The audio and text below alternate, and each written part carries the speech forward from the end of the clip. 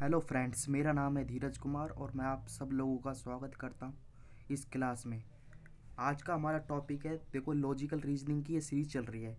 इसमें देखो टॉपिक का नाम लिखा है, क्या लिखा है, कॉज एंड इफ़ेक्ट। तो देखो ये आज हमारी क्लास नंबर 4 है। इससे पहले मैंने आपकी 3 क्लासेस करवाई हैं। देखो class number 1, second and third, सब क्लासों में ना, मतलब जितनी भी क्लास थी उसमें 10-10 क्वेश्चन हमने करे हैं। मतलब अभी तक हम 30 क्वेश्चन कर चुके हैं। तो आज मेरे पास क्लास नंबर 4 है, इसमें भी मेरे पास 10 क्वेश्चन है। और जो ये 10 क्वेश्चन है ना, ये पिछली जो प्रीवियस क्लास हमने करी हैं इससे लेवल अप होगा। ठीक है, तो चलो देखते हैं क्या क्वेश्चन है आज के क्लास में खास। देखो उससे पहले अगर आपको पज़ल मतलब कि अच्छी तरह सीखनी है तो ये मेरी पज़ल की एक सीरीज चल रही है। इसमें 100+ पज़ल करवाऊंगा बैंक पी और क्लर्क के लिए। ये प्री ओरिएंटेड क्लास है, आप इसको देख सकते हैं चाहे तो। ये देखो, ये है हमारा जो लॉजिकल रीजनिंग का जो क्या कहते हैं शेड्यूल था, ये था। देखो सबसे पहले मैंने आपको करवाया था statement and course of action. इसकी मैंने आपको 5 क्लासेस करवा दी हैं। और सेकंड था स्टेटमेंट एंड अजम्पशन, इसकी भी 5 करवा दी है। अब हमारा जो रनिंग में जो चल रहा है कॉज एंड इफेक्ट, इसकी हमारी 3 क्लासेस हो चुकी हैं। आज हमारी 4th नंबर क्लास है, तो इसको करेंगे। ये देखो मैं इसमें कोज एंड इफेक्ट में मैंने आपको जैसे कि प्रीवियस 3 क्लास में बताया था, इसका इंट्रोडक्शन किस तरीके से हमें इसके क्वेश्चन को आइडेंटिफाई करना होता है। तो वो क्या होता है, आपके पास 2 स्टेटमेंट होती हैं। स्टेटमेंट 1 दी होती है और एक स्टेटमेंट 2 दी होती है। ठीक है, तो इस तरीके से दी होती है, तो आपको आइडेंटिफाई करना पड़ता है कि इसमें कौन सा कॉज है, कौन सा इफेक्ट है। मतलब कि ये होता है आपका कारण और ये होता है प्रभाव। हिंदी में कहते हैं इसको कॉज, मतलब एक कारण, ये प्रभाव। मतलब कि आपको एक सेंटेंस दिया होगा, सेंटेंस नंबर 1 और सेंटेंस नंबर 2 दिया होगा। आपको आइडेंटिफाई करना पड़ता है कि इसका कारण क्या, इसका प्रभाव ये है, या रिवर्स भी हो सकता है, या हो सकता है कि ये दोनों इंडिपेंडेंट कॉज हों। तो ये देखो मैं आके इसका फॉर्मेट बताता हूँ किस तरीके से होते हैं। ये देखो, ये देखो उससे पहले ये देखो यहाँ पर डेफिनेशन लिख रखी है। कॉज इज एन इवेंट, मतलब कॉज एक इवेंट है डैट लीड्स, जो लीड करता है टू अनदर इवेंट को। ठीक है, इतना याद रखो। ये सीधा सा कहने का मतलब कारण एक घटना है जो किसी अन्य घटना की ओर ले जाती है। ये देखो ये फॉर्मेट है। देखो ये फॉर्मेट किस तरीके से होता है। देखो क्या होता है, इसके अंदर आपका इस तरीके से दिए होंगे, आपके पास 5 ऑप्शन दिए होंगे, 2 सेंटेंस होते हैं। सेंटेंस मैंने बता दिए। तो अब उसमें क्या होता है, बोलता है स्टेटमेंट 2, मैंने बताया कि स्टेटमेंट नंबर 1, स्टेट नंबर 2। तो वो स्टेटमेंट 1 होता है कॉज। अगर आपका स्टेटमेंट नंबर 1 कॉज है एंड स्टेटमेंट 2 इज इफेक्ट, मतलब इसी का इफेक्ट होना चाहिए। जो इसमें पहले वाला मान लो अगर एक कॉज है ना, तो इसी का इफेक्ट ये होना चाहिए, तो आप ये वाला ऑप्शन राइट करोगे। अगर मान लो इफ स्टेटमेंट 2 इस कॉज, अब मान लो स्टेटमेंट 2 आपका क्या हो गया, कॉज हो गया ये सेकंड वाला, और उसका अगर मान लो इफेक्ट ये है तो ये करना। थर्ड में देखो क्या है, इफ बोथ, दोनों की बात कर रहे हैं, दोनों statement first and second are independent cause, मतलब कि कॉज तो है पर वो इंडिपेंडेंट है, अलग अलग हैं। और तीस फोर्थ हमारा होगा इफ बोथ स्टेटमेंट, मतलब दोनों statement first and second are effects. अब देखो इफेक्ट्स की बात कर रहा है ऑफ इट इंडिपेंडेंट काउज, मतलब किसी इंडिपेंडेंट काउज के ये इफेक्ट्स हैं। और जो हमारा लास्ट ऑप्शन होता है if both statement first and second are effects, मतलब ये भी इफेक्ट्स हैं पर ये कॉमन काउज के, मतलब कि किसी कोई कॉमन हुआ होगा उसके दोनों है ये इफेक्ट हैं। तो ये वाला ऑप्शन हमें पिक करना है। तो देखो हम क्वेश्चन काफ़ी कर चुके हैं इसके अंदर 30। ये देखो हिंदी में लिखा हुआ है, इसको आप पढ़ सकते हैं। ये देखो अब मैं चलता हूँ क्वेश्चन पे, क्वेश्चन को रीड करेंगे। ठीक है, और क्या हमें करना है इसके अंदर, हमें पहले दोनों, मतलब दोनों स्टेटमेंट है ये दी हुई हैं, इनको अच्छी तरह पढ़ना है। फिर इनको रिलेट करना है, क्या ये रिलेट हो रही है मतलब आपस में, कॉज एंड इफेक्ट में। ये सिंपल सा इसके अंदर रूल होता है। देखो मैं पढ़ता हूँ पहले, आपको ईजिली समझ आएगा क्या है। देखो the reserve bank of India has recently put restriction on few small banks in country.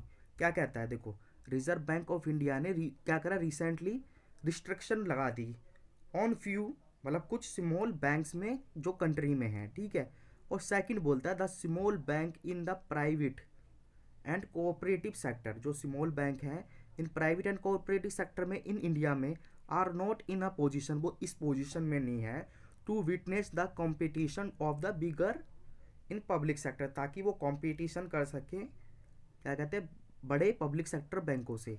तो देखो इसकी हिंदी हम पढ़ लेते हैं क्या बोलना चाहता है। देखो यहाँ पर बोल रहा है रिजर्व बैंक ने, भारतीय रिजर्व बैंक ने हाल ही में देश के कुछ छोटे बैंकों पर प्रतिबंध लगा दिया, मतलब रिस्ट्रिक्शन लगा दी स्मॉल बैंक पर। दूसरा है भारत में निजी और सहकारी क्षेत्र में, मतलब निजी और सहकारी क्षेत्र में छोटे बैंक सार्वजनिक क्षेत्र के बड़े बैंकों की प्रतिस्पर्धाओं मतलब कंपटीशन का सामना करने की स्थिति में नहीं थे। तो देखो काफ़ी इजी क्वेश्चन है, देखो मैं इसको यहाँ पर इरेज करता हूँ, यहाँ से हम समझते हैं क्या कहना चाहता है। देखो देखो रिजर्व बैंक, पहले तो देखो यही पढ़ते हैं हम, तो रिजर्व बैंक ने क्या करा, रिस्ट्रिक्शन लगा दिया। तो देखो ये कॉज भी हो सकता है, इफेक्ट भी हो सकता है, अभी हमें नहीं पता, पर हम इस लाइन को पढ़ेंगे। तो यहाँ पर लिखा है जो स्मॉल बैंक है ना, कौन से प्राइवेट और कॉरपोरेटिव में, वो इंडिया में क्या है, इस पोजीशन में नहीं है वो कंपटीशन कर सके किससे, पब्लिक सेक्टर से। तो तभी तो रिजर्व बैंक ने इंस्ट्रक्शन लगाया। तो देखो हमारा सीधा सीधा आंसर क्या होगा, देखो ये दो सेकंड नंबर है ना स्टेटमेंट, इसको मैं लिख रहा हूँ। देखो ये कॉज है और ये इफेक्ट है। देखो ये कारण बना, ये प्रभाव, देखो यही तो कारण बना। देखो कारण क्या हुआ, देखो कॉज क्या हुआ, कॉज तो ये जो स्मॉल बैंक है इंडिया में, ठीक है, वो इस पोजीशन में नहीं है, कुछ बैंक इस पोजीशन में नहीं थे कि वो कंपटीशन कर सके पब्लिक सेक्टर बैंक से, ठीक है। तो देखो इसी वजह से तो क्या करा रिजर्व बैंक ने, उनके ऊपर रिस्ट्रिक्शन लगा दिया स्मॉल बैंक में कंट्री में। तो देखो सीधा हो गया ये, मतलब ये पहला हुआ होगा, ऐसे समझो। देखो कॉज एंड इफेक्ट के लिए मानने के लिए बहुत ईजी तरीका होता है, जो चीज़ पहले हुई है फर्स्ट पे यही हुई होगी, इसी के बाद तो रिस्ट्रिक्शन लगाया है। तो देखो जो फर्स्ट हुआ है वो हमारा क्या लिखा है, कॉज, और दूसरा है क्या है, इफेक्ट। यही मैंने देखो डेफिनेशन में बताया था, कॉज क्या होता है, एक इवेंट होता है जो अनदर इवेंट को, मतलब कि अभी हमने पढ़ा था ना, देखो यहाँ पर देख लेते हैं, ये देखो ये रहा ना, ये हमने डेफिनेशन क्या पढ़ी थी, cause and, cause is an event, एक इवेंट है जो लीड करता है अनदर इवेंट को, जो अनदर इवेंट को लीड करता है वो कहलाता है हमारा, क्या कहते हैं, इफेक्ट। तो वही देखो मैंने आपको समझाया, इस तरीके से कर लोगे तो कभी गलत नहीं होगा। देखो यहाँ पर मैं इसको इरेज करता हूँ, ये देखो फर्स्ट, फर्स्ट पे यही हुआ होगा और इसी के कारण से ये हुआ, जो फर्स्ट वाला हुआ वो कॉज हो गया, सेकंड वाला इफेक्ट हो गया। तो देखो मैं आंसर क्या करूँगा, देखो सेकंड वाला कॉज है, ये इफेक्ट है, तो मेरा आंसर नंबर होना चाहिए बी। ठीक है, अब मैं चलता हूँ सेकंड क्वेश्चन पे, जो हमारा 32 क्वेश्चन चल रहा है सीरीज का, और आज का है क्वेश्चन नंबर 2। देखो इसको पढ़ते हैं अच्छी तरह, क्या कहना चाहता है। India has surpassed the value of T export this year over all earlier year due to increase in demand of quality tea in the European market। देखो क्या कहना चाहता है, इंडिया ने सरपास्ट करा वैल्यू ऑफ टी एक्सपोर्ट्स की। देखो exports and imports पता होना चाहिए आपको, ठीक है। एक्सपोर्ट्स क्या होता है, इम्पोर्ट्स क्या होता है। देखो एक्सपोर्ट्स मतलब हम कोई इंडिया अपनी टी को बाहर बेच रहा है, क्यों हुआ, पिछले साल से क्यों हुआ, क्योंकि वहाँ पर डिमांड में इंक्रीज़ हुआ, क्वालिटी क्वालिटी इन कहाँ पर, यूरोपियन मार्केट में। और सेकंड बोल रहा है there is an increase demand of coffee, मतलब बोल रहा है कॉफ़ी की डिमांड में मतलब कि इंक्रीज हुआ इन डोमेस्टिक मार्केट, मतलब घरेलू मार्केट में डूरिंग द लास्ट 2 ईयर्स। देखो ये दोनों पॉइंट है, इनको समझो, ये दोनों क्या रिलेट कर रहे हैं एक दूसरे से। मैं तब तक इसको देखो आगे पढ़ते हैं और क्या कहना चाहता है। देखो यहाँ पर यूरोपीय बाजार में गुणवत्ता वाली चाय की मांग में वृद्धि के कारण, ठीक है, भारत में इस वर्ष पहले सभी वर्षों में चाय के निर्यात के मूल्य को पार कर लिया है। पिछले 2 वर्षों के दौरान घरेलू बाजार में कॉफ़ी की मांग में वृद्धि हुई है। देखो अब मैं यहाँ पर चलता हूँ, देखो पहले तो हमें इन दोनों को रिलेट करना पड़ेगा, क्या कहते हैं, कॉज एंड इफेक्ट के लिए। देखो यहाँ पर जब मैंने रिलेट किया ना, देखो यहाँ पर किसकी बात कर रहा है, यहाँ पर देखो यहाँ टी की बात कर रहा है, यहाँ कॉफ़ी की बात कर रहा है, ठीक है। और यहाँ पर देखो कहाँ की बात कर रहा है, यहाँ पर एक्सपोर्ट की कर रहा है, मतलब कि यूरोपियन कंट्री की, और यहाँ पर डोमेस्टिक की। तो देखो ये दोनों की दोनों बात ना अलग अलग है, पहले हमें यहीं से पता चल गया, यहाँ टी की बात कर रहा है, यहाँ कॉफ़ी की। ये रिलेट नहीं कर रहे हैं एक दूसरे से, ठीक है। जब ये रिलेट नहीं कर रहे हैं तो देखो ये हमारे कोई मतलब फर्स्ट और सेकंड तो हो नहीं सकते, ये रिलेट वाले ऑप्शन ही है, ये कॉज है, ये इफेक्ट है, ये इफेक्ट है, ये कॉज है। तो देखो अब हमारे पास 3 ऑप्शन बचते हैं, तो अब मुझे क्या करना होता है, देखो अब मुझे इसके अंदर देखना पड़ता है ये कॉज है या इफेक्ट है। अब मेरा सेकंड काम ये होता है, तो देखो अब मैं इसको समझूंगा कि ये कॉज है या इफेक्ट है। तो देखो आप पढ़ो, सबसे पहले कॉज है या इफेक्ट है। देखो इफेक्ट और कॉज, देखो यहाँ पर लिखा है India has surpassed the value of export tea this year earlier year due to increase in demand, मतलब कि यहाँ पर एक्सपोर्ट में वृद्धि हुई। तो देखो ये किसी कारण से तो हुआ नहीं है कि कोई कारण इससे पहले हुआ हो, ठीक है, ये यूरोपियन मार्केट का है। तो देखो ये क्या होना चाहिए मेरे हिसाब से, सबसे पहले मैं आइडेंटिफाई करूँगा ये क्या है, ये कॉज है, ठीक है। और सेकंड में भी देखो इंक्रीज हो गया है डिमांड में, ठीक है, डोमेस्टिक मार्केट में लास्ट 2 ईयर से कॉफ़ी की। तो ये भी एक कॉज है, ये किसी के इफेक्ट नहीं है। देखो अब भी देखो कॉज वाले ढूंढो, देखो ये दोनों तो दिए हैं, ये वाले दोनों क्या है, ये इफेक्ट है, इसको काट दो, ये इफेक्ट है, इसको काट दो, तो आप मेरे पास ऑप्शन यही बचा। और ये इंडिपेंडेंट भी है, क्योंकि देखो इंडिपेंडेंट है, डिपेंडेंट नहीं है ना। देखो यहाँ पर किसकी बात कर रहा है, यहाँ पर कर रहा है टी की बात, यहाँ कर रहा है कॉफ़ी की बात, तो कोई लेना देना नहीं। जब लेना देना नहीं है तो इंडिपेंडेंट है। और दोनों के दोनों मैंने कैसे आइडेंटिफाई करे, ये कॉज है ना कि ये इफेक्ट है। ठीक है, किस तरीके से हो रहा है, तो देखो ये मेरा आंसर इसमें सिंपली ऑप्शन नंबर सी आएगा। देखो यहाँ पर मैंने आंसर भी दे रखा है, इसको देख सकते हो। देखो क्वेश्चन नंबर 3 पे चलते हैं, क्या बोल रहा है, कह रहा है the price of petrol and diesel, जो प्राइस है पेट्रोल और डीजल के इन डोमेस्टिक मार्केट, ठीक है, have remained unchanged for past few months. क्या कहना चाहता है, देखो जो प्राइस किसके हैं, पेट्रोलियम के और डीजल के, डोमेस्टिक मार्केट में, घरेलू मार्केट में, वो चेंज मतलब रिमेंड मतलब सेम बने हुए हैं, या कह लो अनचेंज्ड हैं पास्ट फ्यू मंथ्स, मतलब पिछले कुछ मतलब महीनों से वो चेंज नहीं आया है उसमें। तो ये पहले मेरा स्टेटमेंट फर्स्ट है। सेकंड बोल रहा था क्रूड ऑयल प्राइस, मतलब जो कच्चा तेल है इन इंटरनेशनल मार्केट, वो इंटरनेशनल मार्केट में has gone up substantially their last few months, मतलब कि जो कह रहा है जो कच्चा तेल है इंटरनेशनल मार्केट में वो बढ़ गया है आपका पिछले कुछ मंथों से। तो ठीक है, अब हम इसका हिंदी पढ़ते हैं, क्या बोलना चाहता है यहाँ पर ये।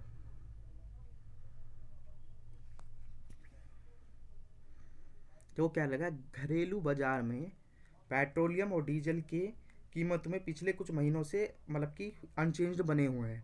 अंतर्राष्ट्रीय बाजार में कच्चे तेल की कीमत पिछले कुछ महीनों से में काफ़ी बढ़ रही है। ठीक है, अब देखो यहाँ पर चलता हूँ मैं।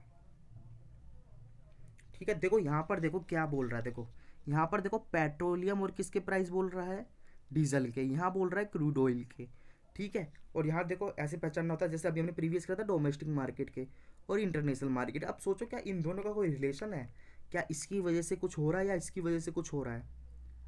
ठीक है, यहाँ पर देखो और एक चीज़ और अच्छी चीज़ है, यहाँ पर देखो क्या है, बदला नहीं है पर यहाँ पर बढ़ रहा है, तो इससे हमें पता चल गया इनका कोई लेना देना नहीं है। देखो अगर ये बोल रहा होता कि यहाँ पर घट रहा है तो मैं इसका एक बार मान लेता, तभी तो प्राइस सेम रहेगा, पर यहाँ पर देखो प्राइस बढ़ता जा रहा है कच्चे तेल का, पर क्या हो रहा है इंडिया में वो सेम बना हुआ है, तो ऐसा तो कोई रिलेशन होता नहीं है ना। डिमांड और सप्लाई का हमने पढ़ा हुआ है, तो ये बिल्कुल गलत है, मतलब दोनों रिलेट नहीं कर रहे हैं। जब रिलेट नहीं कर रहे हैं तो ये काट दो, ये काट दो, ये दोनों तो रिलेटेड पॉइंट है, एक कॉज होता है एक इफेक्ट होता है। अब सेकंड मेरा पॉइंट क्या आता है कि अब ये कॉज है या इफेक्ट है, देखो ये पहचानना है। देखो अब मैं देखूंगा इसके अंदर, देखो क्या बोल रहा है, जो प्राइस और पेट्रोलियम की डीजल के है ना वो रिमेन्ड है अनचेंज्ड। तो मतलब कि देखो अनचेंज है तो इससे पहले कुछ ना कुछ ऐसा तो हुआ होगा कि जिस वजह से ये प्राइस चेंज हमारे हो नहीं रहे। तो देखो इससे पहले कोई ना कोई हमारा क्या कहते हैं कॉज हुआ होगा, तभी तो ये उसी का इफेक्ट आया है, तो ये मेरा इफेक्ट है। और सेकंड में देखो ये क्रूड इंटरनेशनल मार्केट में, ये देखो ये भी क्या है बढ़ता जा रहा है, तो इससे पहले कुछ हुआ होगा। आपको पता है जैसे कच्चे तेल की मतलब कि क्या हो रहा है, कीमतें बढ़ रही है, तो कई कारण हो सकते हैं, जैसे युद्ध हुआ हो, कुछ हुआ हो, तो ये भी इससे पहले कुछ ना कुछ कॉज हुआ होगा, तो ये भी इफेक्ट है। अब देखो दोनों इफेक्ट वाले हैं, अब हमें देखना है कि इन दोनों का कोई रिलेशन है। मैंने पहले ही बता दिया इन दोनों का कोई रिलेशन नहीं है, एक तरफ बढ़ रहा है एक तरफ घट रहा है। तो ये देखो देखो दोनों के दोनों तो क्या है हमारे इफेक्ट हैं, पर ये इंडिपेंडेंट होगा। ठीक है, मतलब कोई कॉमन काउज नहीं है इसका, तो ऑप्शन नंबर मेरा इसका डी होगा आंसर। क्वेश्चन नंबर हम 4 पे चलते हैं, देखो क्या बोल रहा है, द गवर्नमेंट हैज़ रिसेंटली, मतलब सरकार ने हाल ही में ही fixed the fee of professional courses offered by the unaided institution which are much lower than the fee charge last year. देखो दोबारा पढ़ते क्या बोल रहा है, तो गवर्नमेंट हैज़ रिसेंटली फिक्स्ड, जो सरकार ने हाल ही में फिक्स्ड किया फीस प्रोफेशनल कोर्स की, मतलब फिक्स्ड कर दी है, जो ऑफर्ड मतलब दी जाती थी, क्या कहते हैं प्रोफेशनल कोर्स किसके द्वारा दिया जाता था, अनएडिड इंस्टीट्यूशन के द्वारा, which are much lower than, जो पहले लोअर देन था फीस चार्ज लास्ट ईयर, मतलब इस बार उन्होंने फीस बढ़ा दी पिछले साल की तुलना में, ये कहना चाहता है। उस पर सरकार ने क्या करा, सरकार ने उस फीस को फिक्स कर दिया। अब बोल रहा है the parents of the aspiring students launch the server agitation last year protesting against the high fees charge by the unaided institution. तो देखो काफ़ी ये मतलब कि आसान था, देखो इसको पढ़ लेते हैं यहाँ पर। क्या बोल रहा है, सरकार ने हाल ही में ही बिना मान्यता प्राप्त अनएडिड इंस्टीट्यूशन की बात कर रहा है, पेश की गई प्रोफेशनल पाठ्यक्रमों की फीस तय कर दी है, मतलब कि निश्चित कर दी है, जो पिछले साल की गई फीस में बहुत कम है। जो आकांक्षी छात्र है, मतलब एस्पायरिंग स्टूडेंट है, के माता पिता के पिछले साल गंभीर आंदोलन चलाए गए बिना मान्यता प्राप्त संस्थान द्वारा लगाए गए उच्च शुल्क का विरोध किया। तो देखो यहाँ पर हम चलते हैं, देखो ये तो काफ़ी इजी था। क्या बोल रहा है, देखो ये पहले तो यही काम हुआ होगा हमारा, और ये रिलेट भी कर रहा है। देखो कैसे कर रहा है, देखो पहले जो अनएडिड थे ना, अनएडिड देखो यहाँ पर कहीं लिखा होगा, ये रहा अनएडिड इंस्टीट्यूशन, उन वो फीस बढ़ा रहे थे अपने मन चाह। तो जो मतलब कि वो जो छात्र थे जो प्रोफेशनल कोर्स वहाँ से कर रहे थे, उनके माता पिता ने क्या करा, उनके खिलाफ प्रोटेस्ट किया, और फिर क्या क्या गवर्नमेंट ने क्या करा, उनका फीस को फिक्स कर दिया। जो लास्ट ईयर था, देखो लास्ट ईयर की बात कर रहा, तो ये इससे रिलेट हो गया। तो देखो पहले भी हमारा काम ये हुआ होगा, सेकंड वाला ये हुआ होगा, और दोनों रिलेट हैं, तो ये कॉज ये इफेक्ट। ठीक है, कॉज एंड इफेक्ट। देखो कॉज दूसरा वाला कौन सा है इसमें, इफेक्ट तो मेरा ऑप्शन नंबर बी आंसर है इसका। देखो आगे चलते हैं, और क्या लिखा है, all the school in the area had put kept close the most part of the week. मतलब क्या कह रहा है, जो जितने भी स्कूल हैं एरिया में वो बंद करे गए हैं, क्या कहते हैं, एक वीक के लिए। Many student have withdrawn their children from the local schools. काफ़ी अभिभावकों ने क्या करा, अपने बच्चों को लोकल स्कूल से निकाल लिया। ठीक है, अब देखो सुनने में तो जैसे लग रहे हैं, अब हम हिंदी में पढ़ते हैं इसको, क्या बोल रहा है, क्षेत्र के सभी स्कूलों को सप्ताह के अधिकांश भाग के लिए बंद कर किया जाना था। कई अभिभावकों ने अपने बच्चों को स्थानीय स्कूलों से निकाल लिया गया। देखो देखो यहाँ पर देखेंगे, सबसे पहले तो देखो क्या है यहाँ पर देखो कोई हमारा डिसीजन लेके कि ज़्यादातर स्कूल हमारे बंद रहेंगे। ठीक है, और दूसरा बहुत सारे मतलब कि पेरेंट्स ने अपने स्कूलों बच्चों को स्कूलों से निकाल दिया, लोकल स्कूल, और यहाँ लिखा है ऑल स्कूल। ठीक है, एरिया की बात कर रहा है यहाँ पर। देखो तो देखो सबसे पहले तो देखो कि ये इससे कोई रिलेट कर रहा है क्या। देखो अगर स्कूल बंद कर दिया तो वो क्या अपने स्टूड मतलब कि बच्चों को स्कूल से निकाल लेंगे, कोई कारण हुआ होगा, या रिवर्स कर लो तब भी नहीं है, तो कोई रिलेशन नहीं बन रहा है इन दोनों का। जब भी कोई रिलेशन नहीं बनेगा ना, तो मतलब कि फर्स्ट और सेकंड तो हमारा आएगा ही नहीं, ये रिलेटेड पॉइंट होते हैं। अब देखो अब हमारा बचता है कि मैं इसमें कॉज ढूंढूं या इफेक्ट ढूंढूं। ठीक है, तो देखो इसके अंदर देखो सबसे पहले देखो एक बार बात और, जब देखो रिलेशन नहीं बन रहा है तो ये कॉमन कॉज हो भी नहीं सकता। ठीक है, ये भी नहीं होगा, फिर देखो रिलेशन दोनों में नहीं बन रहा तो इसको भी काट दो। तो अब मेरा दोनों बचा, देखो दोनों। अब मुझे सिंप्लीफाई करना है, ये कॉज है या इफेक्ट है दोनों। देखो ये स्कूल को बंद कर दिया गया कुछ वीक के लिए, तो कुछ ना कुछ इससे पहले हुआ होगा, तो ये मेरा कॉज होगा या इफेक्ट, तो ये इफेक्ट होगा, कुछ ना कुछ पहले हुआ है। सिमिलरली क्या है, देखो काफ़ी स्टूडेंट को बच्चों ने मतलब माँ बाप ने बच्चों को अपने स्कूल मतलब स्कूलों से निकाल लिया, तो देखो इससे पहले भी कुछ हुआ होगा, इसके पीछे कोई कारण रहा होगा, तो ये भी इफेक्ट है। तो दोनों इफेक्ट है और ये दोनों कॉमन नहीं है, तो देखो मेरा ऑप्शन नंबर डी आएगा इसका आंसर। अब देखो क्वेश्चन नंबर हम चलेंगे 26 पर। देखो क्या बोल रहा है, majority of students in college expressed their opinion against the college authorities decision to break away the university and become autonomous। तो वो क्या बोल रहा है, जो मेजोरिटी ऑफ स्टूडेंट है कॉलेज के, उन्होंने एक्सप्रेस किया अपना व्यू। ठीक है, दर्शाया कि अगेंस्ट किसके, कॉलेज अथॉरिटी के डिसीजन। क्या था, to break away university and become autonomous, इसके खिलाफ था। दूसरा बोल रहा था university authority have express their inability to provide grants in the constitute college, जो कॉलेज उसके निर्माण के लिए ग्रांट है ना, उसके लिए इनएबिलिटी वो एक्सप्रेस करी। देखो यहाँ पर पढ़ते हैं, और देखो क्या कह रहा है यहाँ पर, देखो कॉलेज में छात्रों के बहुमत से विश्वविद्यालय से अलग करने और बना मतलब अलग कॉलेज बनाने के जो अथॉरिटी के फैसले पे अपनी राय को व्यक्त किया। ठीक है, और दूसरा बोल रहा है विश्वविद्यालय के अधिकारियों द्वारा अपने कॉलेज को अनुदान प्रदान करने का असमर्थ व्यक्त किया। तो देखो अब मैं देखो यहाँ पर चलता हूँ, क्वेश्चन नंबर हमारा कौन सा है, एक मिनट,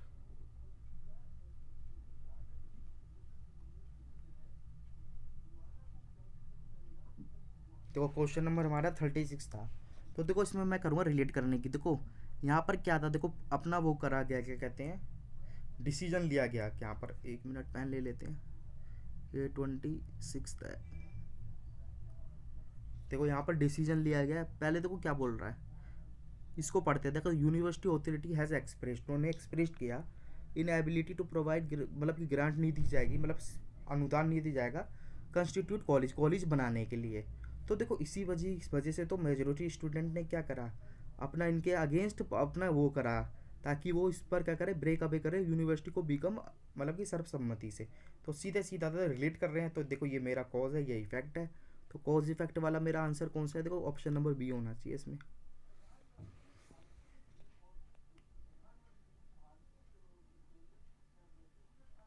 देखो ये अच्छा क्वेश्चन है, क्या बोल रहा है, the private medical college have increased the tuition fees in the current year by 200% over the last year fees meet the expenses.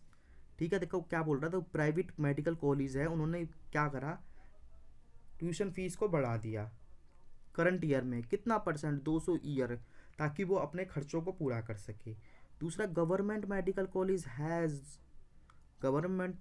Colleges have not increased the fees in spite of price escalation, मतलब price बढ़ने के बाद, मतलब expenses बढ़ने के बाद, expenses ही मानो के बाद भी उन्होंने अपनी फीस को नहीं बढ़ाया। तो देखो ये दोनों एक दूसरे से रिलेट कर रहे हैं, नहीं कर रहे हैं। देखो इसकी हिंदी की तो ज़रूरत नहीं, काफ़ी ईजी है ये। तो देखो मैं बताता हूँ, देखो इसमें हम रिलेट करते हैं पहले, क्या ये दोनों का कोई रिलेशन है। देखो सोचो, इसमें देखो दोनों ही एक तरह की बातें की जा रही हैं। देखो कैसे, यहाँ पर तो बोल रहा है कि जो मेडिकल कॉलेज है ना, उन्होंने मतलब प्राइवेट कॉलेज है, उन्होंने फीस बढ़ा दी अपने एक्सपेंसिसों के लिए। पर यहाँ पर सीधा बोला गया कि जो गवर्नमेंट कॉलेज है उन्होंने फीस नहीं बढ़ाई, इंस्पाइट ऑफ किसके, प्राइस के बढ़ने पे, मतलब एक्सपेंस। तो दोनों एक ही बात की जा रही हैं। तो ये कभी भी इन दोनों का मतलब रिलेशन तो कोई होगा नहीं आपस में। ये अलग बात की जा रही है, ये अलग की जा रही है। एक तरफ गवर्नमेंट की करी जा रही है, गवर्नमेंट मेडिकल, एक बार प्राइवेट की बात की जा रही है। तो देखो ये दोनों तो हो गई अब। तो फर्स्ट और सेकंड मेरा कभी होगा नहीं। ठीक है, अब मुझे क्या देखना है इसके अंदर कि ये क्या है, कॉज है या इफेक्ट है। देखो यहाँ पर ये जो है ना, यहाँ पर इन्होंने क्या करा, एक डिसीजन लिया कि हम फीस बढ़ाएंगे। तो देखो ये क्या, कोई इफेक्ट तो कोई है नहीं कोई किसी चीज़ का, मतलब सीधा सीधा दे रखा है। देखो इधर सीधा सीधा दे रखा है, इसलिए ये इफेक्ट, मतलब कि हमारा क्या कहते हैं, इफेक्ट नहीं, क्योंकि इन्होंने सीधा सीधा बता दिया कि हमारे एक्सपेंसेस करने के लिए हम सीधा क्या कर रहे हैं, फीस बढ़ा रहे हैं। तो ये कॉज है, एक कारण है। बता रखा है ना कि एक्सपेंस हमारे ज़्यादा हैं, तो हम क्या करेंगे, फीस बढ़ा देंगे। तो ये कारण हो गया। ठीक है, लीड तो कर रहा नहीं दूसरे कोई को। और देखो इधर भी बताया कि ये प्राइस होने के बाद भी इन्होंने नहीं बताया। तो अब ये दोनों देखो इंडिपेंडेंट है, क्योंकि डिपेंडेंट तो है नहीं, लेना देना नहीं है। तो देखो ऑप्शन नंबर मेरा सी होना चाहिए। लिखा है ना, if both the statement first and second are independent cause, ये कॉज तो है पर इंडिपेंडेंट ही है, तो यही ऑप्शन होना चाहिए।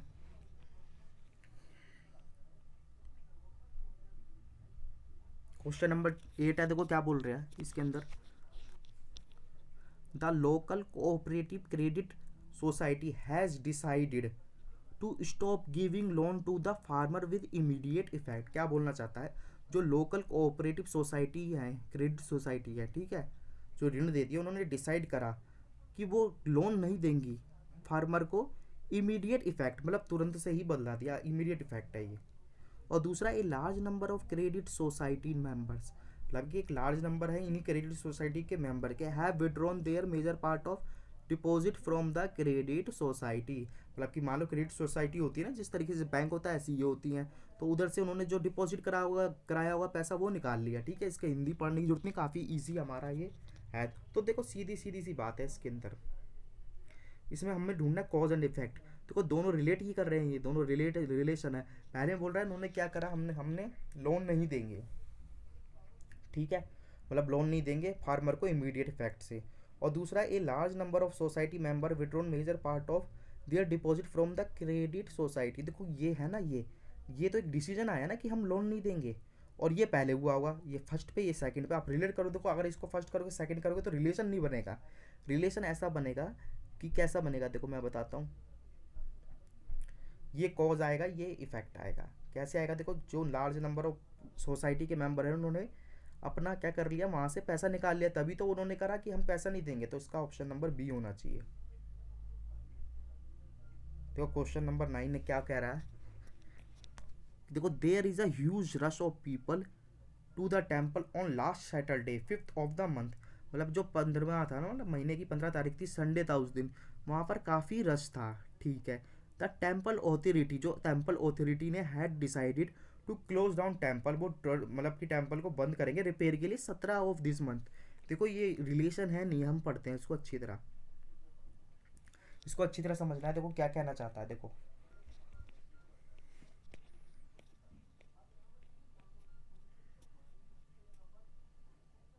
देखो पढ़ेंगे पहले, देखो क्या ये रिलेशन है कि देखो क्या बोल रहा है, there was a huge rush, मतलब काफ़ी ज़्यादा भीड़ थी पब्लिक की टेम्पल पे last Sunday off 15 of the month, ठीक है। The temple authority has decided, जब टेम्पल ऑथोरिटी ने डिसाइडेड किया, क्या डिसाइडेड किया कि वो टेम्पल को बंद करेंगे रिपेयरिंग के कारण 17 ऑफ दिस मंथ। तो देखो इसके अंदर क्या होना चाहिए, देखो पहले वाली हमारी का देखो क्या होगा,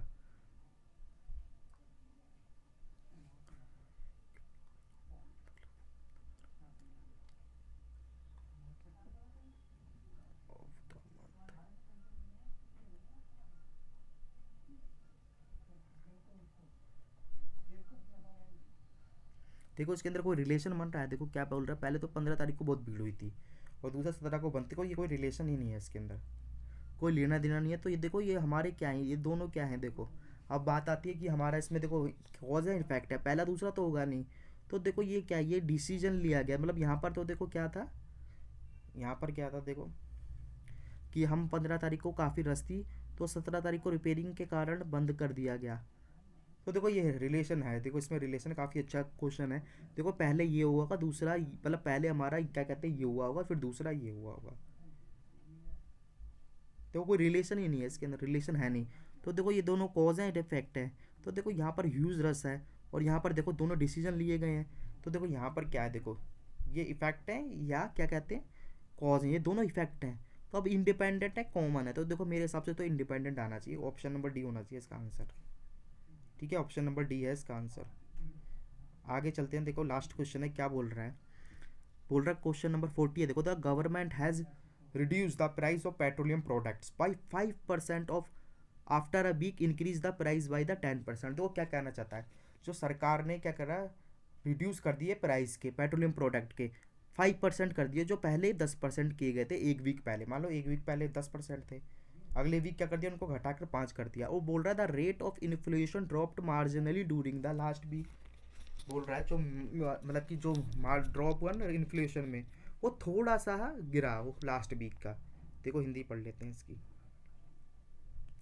क्या बोल रहा है, सरकार ने पेट्रोलियम उत्पादों की कीमत में 10% की वृद्धि के बाद एक सप्ताह में 5% घटा दिया, ठीक है। पिछले सप्ताह के दौरान जो इन्फ्लेशन की दर मामूली गिरावट आई। तो सोचो क्या ये इसका कोई लेना देना है, देखो हम समझते हैं इसको। यहाँ ये वाला तो सेंटेंस समझ गए, देखो इन्फ्लेशन में देखो थोड़ा सा हमारा मार्जिनली लिखा है ना, लास्ट वीक में आया।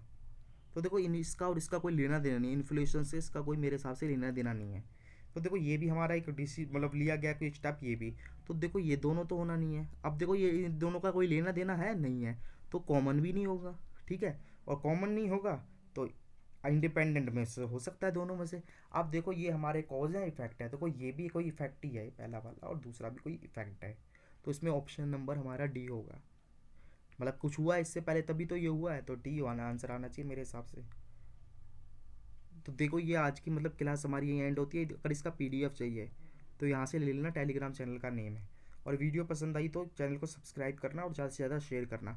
देखो अभी तक हमने 40 क्वेश्चन कर लिए हैं, इसके अंदर कौन सा चल रहा था हमारा कॉज एंड इफेक्ट, ठीक है। और पहले मैंने बताया 2 टॉपिक कर दिए, उनकी हमने 100 क्वेश्चन कर लिए हैं। तो ये 140 क्वेश्चन आपके पास है, अगर आपने ये अभी तक मतलब कि समझ नहीं आया, ये ढंग से करे नहीं है, तो क्लासेस दोबारा देख लेना। देखो अब क्या करेंगे, अब हम नेक्स्ट क्लास में 10 क्वेश्चन और करेंगे, ठीक है। फिर इस चैप्टर को यहीं पर एंड करेंगे। देखो जो नेक्स्ट क्लास में जो क्वेश्चन होंगे ना, वो मैं आपको दिखाऊंगा प्रीवियस ईयर में किस तरीके से क्वेश्चन कॉज एंड इफेक्ट के पूछे जाते हैं।